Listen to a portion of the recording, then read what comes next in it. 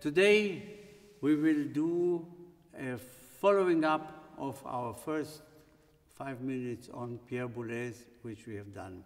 Pierre Boulez was the only conductor outside of me who conducted the West Eastern Divan Orchestra, and one of the pieces he conducted was Marteau Sans Maître, one of the pieces that changed the direction of music in the 50s.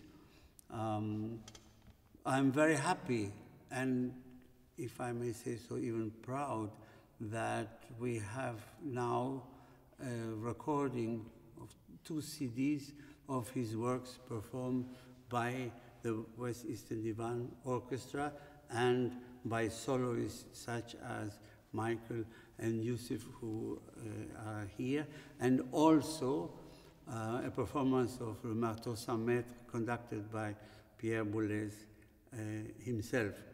He was very close to the project of the West Eastern Divan Orchestra and very interested, always came to our concerts and was fascinated by the fact that many young musicians who did not have the opportunity to grow up in musical milieus found their way also to contemporary music. He revolutionized so many things: the programming of symphony orchestras, the programs of soloists, of ensembles. He created a new ensemble, Art Contemporain, in Paris. He worked at the IRCAM Center in Paris, etc., etc.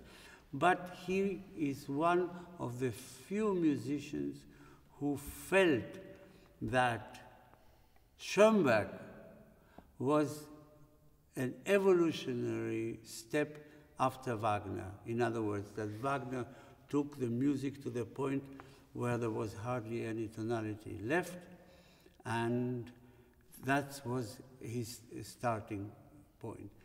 Maybe Michael, maybe you can play us a few notes of the Schoenberg Concerto, just a few notes to show what that is. Okay.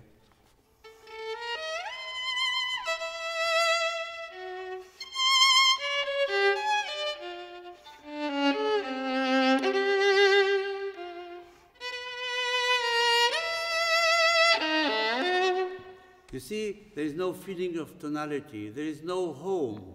We are in the wide open world. Now play something that you think one can see as an evolution from that of Pierre's music.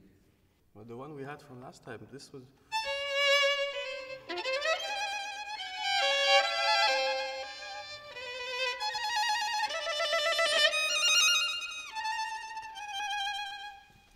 You see, the difficulty for many people with contemporary music or so-called modern music is not modern anymore because, you know, a lot of the pieces are considered modern were written more than 100 years ago, is that you don't have the feeling of home.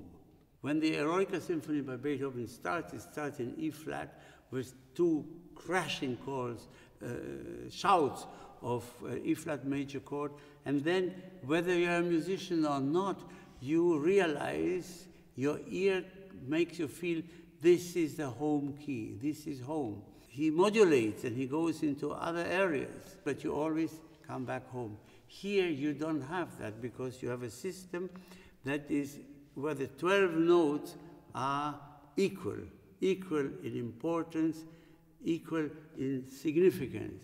One of Pierre Boulez's greatest talents was to make this accessible to the world. Now please play something tonal, whatever you want, from the Mozart Clarinet Quintet or the Concerto, whatever you want, and then something where there is no feeling of tonality in dialogue.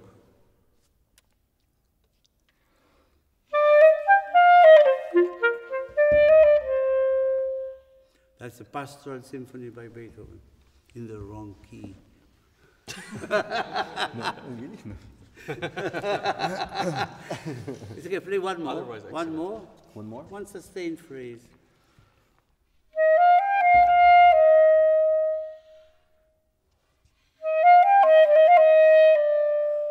See, and this is why people who are not familiar with 12-tone music and beyond feel this gives them comfort.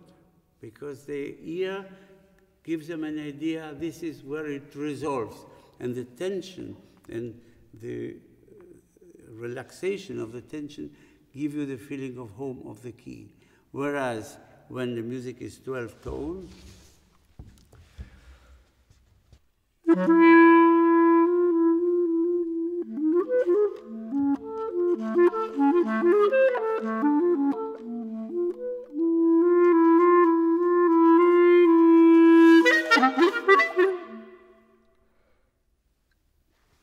you see, there's an English expression that says, familiarity breeds contempt.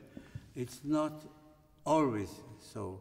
Familiarity from the musicians in the orchestra who play with the pieces that they play is extremely important, so that they are not just reading the notes, but the familiarity makes them know it, and the same thing for you, for the public. So I hope all of you who watch this will now make a conscious effort to go and hear music that was written after 1910.